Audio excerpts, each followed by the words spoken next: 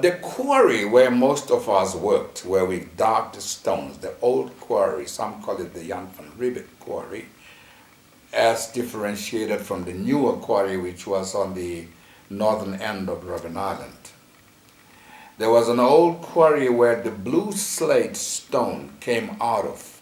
The stone that actually helped to construct what is now called the Robben Island Maximum Security Prison was dug out from that quarry. The road to the quarry from prison went past Robert Sobukwe's cottage.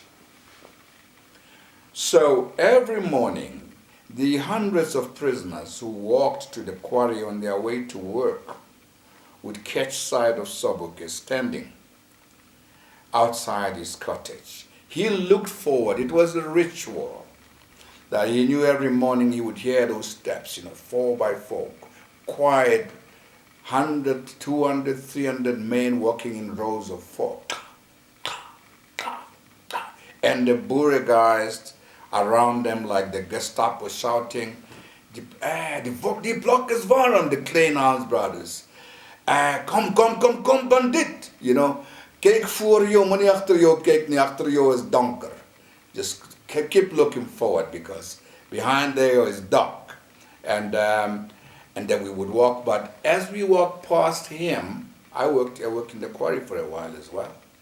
He would be like 200 yards away, standing inside the camp, and he would be standing up there, and he would pick up the soil, and he would drop the soil gradually, just to remind the prisoners that this is your land, You have to endure that suffering. And the PAC adherents, of course, would raise their hands and salute Izuletu, Mhlabawethu.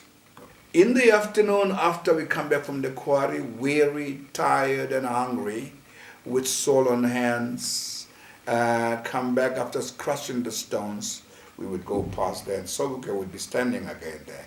And again he would raise his hand, and then he would pull up the soil and drop it. He kept the flame of freedom alive in many of us. When we saw him, we knew he had already served 3 years as a prisoner. He had been there maybe a year or 2 on Robben Island, but he was still intact. His body and soul was there. It was incredible to know that here is your leader, the man that's teaching us about the unity of Africa, the man who's telling us that it's important to unite Africa from Cape to Cairo, from Morocco to Madagascar. Here he is. These ideas, these huge ideas are coming from this man here.